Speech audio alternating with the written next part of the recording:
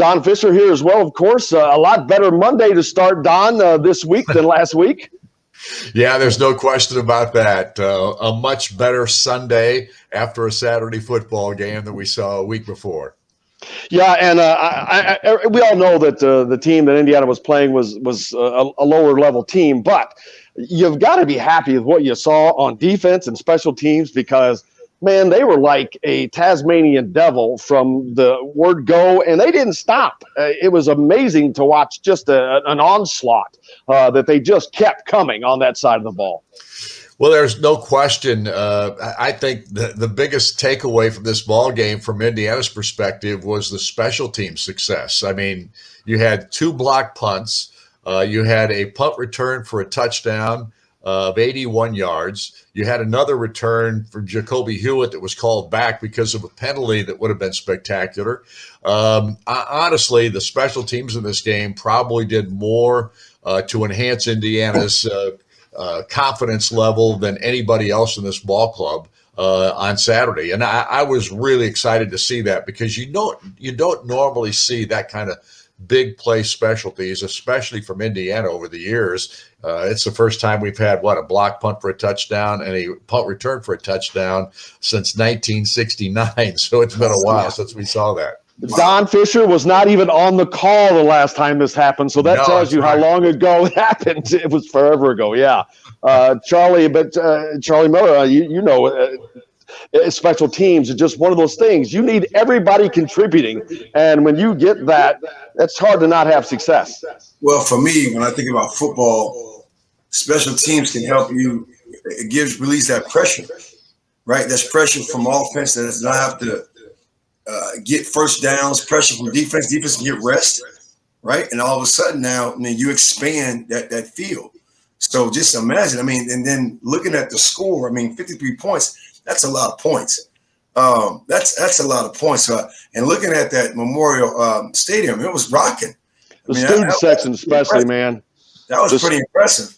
Don, the students have to get just a gigantic – I don't recall the student section – they've been pretty good the year before, season before last when they were allowed to come, but they were just early, and it was as filled as I think I've seen it from a student perspective. They were in their seats and they're early, man, and they were loaded up. Well, the school sold 12,000 season tickets to students this year.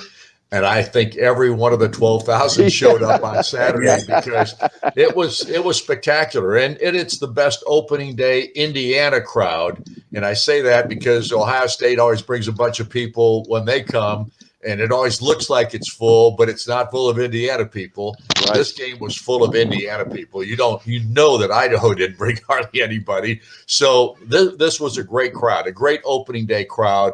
I pray that we can continue to see that throughout the season. We're going to see it this week when Cincinnati comes to town because it's already been a long time ago it was announced as a sellout. So that part of it is tremendous. There's no question about that. From my perspective, and I've been doing Indiana games for a long time, it was the best opening day crowd I can remember in years and years and years. And that's got to be great to parlay that into this week for the Cincinnati game, a gigantic game coming up. But to have that kind of a game with the first home crowd and to give them that kind of a taste, that's got to bring them back, I would imagine, wanting more. I would think so. If it doesn't, I don't know what you're looking for. And here's the other thing. And the one thing that I always caveat the crowd based on what you see at halftime. When the crowd leaves at halftime and doesn't come back, that just bugs me to tears because me too. If you go to good football programs all over the country, those people stay till the very end. You might see people trickle out, that kind of thing when a team's getting their butt handed to them or that kind of thing. But it's rare. The good programs all over the country, those fans stay till the end and they watch their football team. And honestly, that's what Indiana needs to do. That's the next step our crowd or our fan base has to understand because it affects everything. It affects recruiting especially. When fans don't show up, or when they show up and then they leave early, those kids that are there watching the football game from other programs and have watched other programs and how they do things, it tells you that football is not quite at that level of importance at this school as it might be at some other school, and it factors into their thinking process. So it's really important. Fans are as important as anything else in regard to a good football program. Yeah, it's exactly. Especially you talk about the transfers. You got guys that are coming in from A&M, from Auburn, from those types of schools who are accustomed to that. So Right. yeah, hopefully they can help bring that. Maybe talk. That's who they should have talking to the students, or these transfers coming in from these SEC schools. But how about the performance of Stephen Carr? I think he had a really, really good performance the other night. I think we got to see what is the potential there for him. He had some breakaway runs, and we thought that he had that kind of ability, and he did. He had several breakaway runs, almost 100 yards in the first half the other night. He got over the century mark, but it's one of the best performances by a running back for Indiana that I've seen in a minute, to be honest with you. Well, he is really good. I mean, I like what I see out of Stephen Carr. There's no question about that.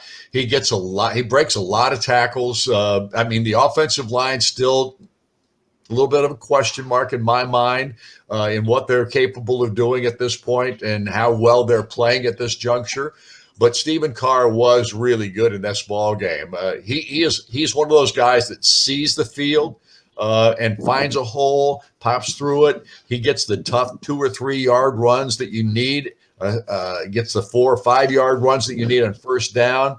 He's one of those backs that I think is special in that regard. The knock on him at USC a lot was because he was injured quite a bit. He hasn't looked injured in any one of these ball games. He's actually ran really well. I think he's a guy trying to prove himself in his final year of college football because he wants to play at the next level. And if he continues to play like this, he's going to. And Don, I'll tell you, as a kid, or I shouldn't say kid, as a young man, he's a tremendous. He comes into the pressers and just is well spoken. It seems like he's been here for 4 years, not just transferred in, because he is seamlessly fit right into this program. He seems like a kid that has been here, like Tywan Mullen. You can't tell the difference. He is a part of this program to the core. Well, I think that tells you a little bit about what kind of person he is and what kind of character that he has.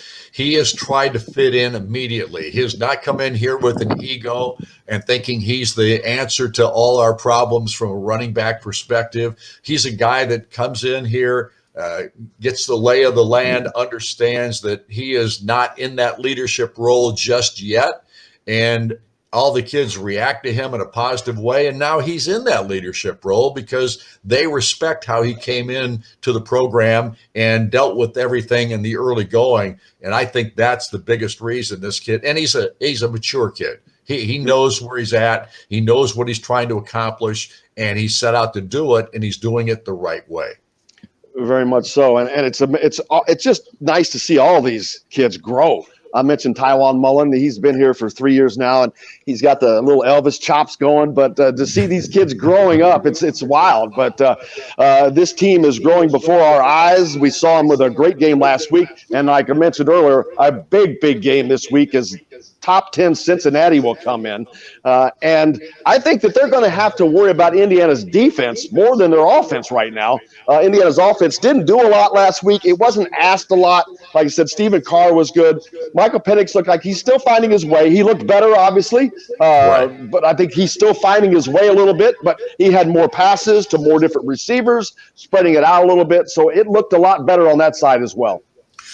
I do think that this team has progressed. You want to see a lot of improvement from game 1 to game 2. We saw that.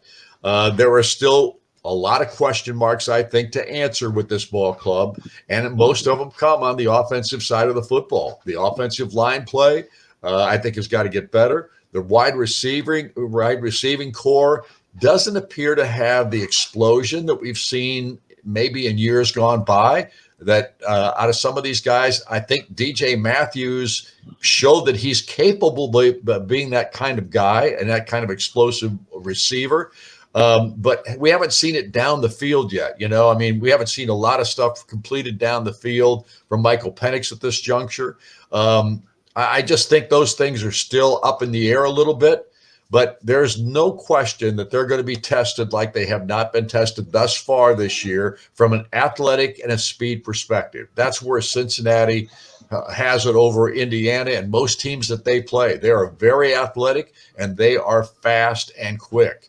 And Indiana's going to be dealing with the team that not only is dealing with that aspect, this is a veteran Cincinnati football team. You look at their roster, and there's two deeps. And on their two deep, their defense, they don't have a single guy that's a sophomore or a freshman or a redshirt freshman in their two deep. I mean, they're all juniors and seniors. Some are graduate seniors. And it's very much the same way on the offensive side with the exception of a couple of spots. So this is a really veteran team that's won 11 games, and 9 games in the last 3 years.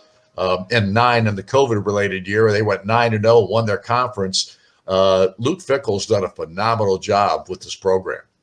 Absolutely, and they're a team that they're in a Power 5 conference beginning next year. They'll be joining the Big 12. So when this game was scheduled, they were not expected to be a top 10 team. These games are scheduled so far in advance, and now it turned out to be an exceptional game on the schedule now because it gives Indiana a great opportunity to recover from the opening game against Iowa, to see that they've recovered with that. But it's going to be a test, like you said.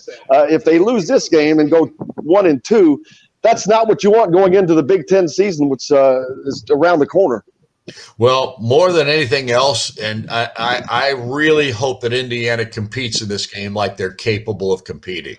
If they don't do that, then I think we've got a real problem on our hands because the rest of the schedule, it doesn't get any easier. I mean, Western Kentucky can put some points on a scoreboard. They're a very good offensive program.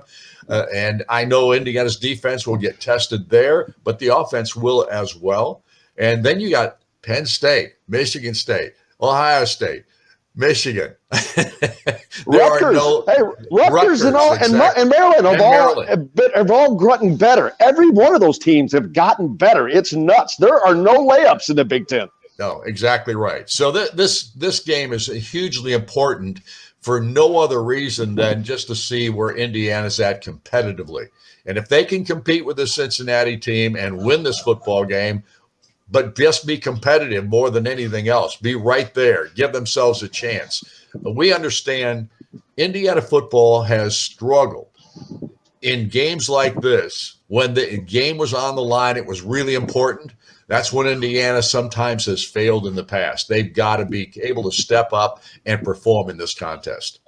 I hope and think that the confidence they got last week in that game, because the defense really just seemed, like I said, they just kept coming and didn't stop. So hopefully they can carry that over and it moves forward. I know this week the coaches show again at Southern Stone Restaurant on Wednesday night at 7 that you'll be hosting down off of Patterson and Rogers. Yep, 7:05 on Wednesday evening. Coach will be in a much better mood than he was last week, even though he handles crowds and he handles the talk show and all those kinds of things. But when you get off microphone with him, he's not all that happy camper type guy that you see, and with all that bubbliness, he's definitely concerned about his football team, and hopefully he'll be in a better mood this week.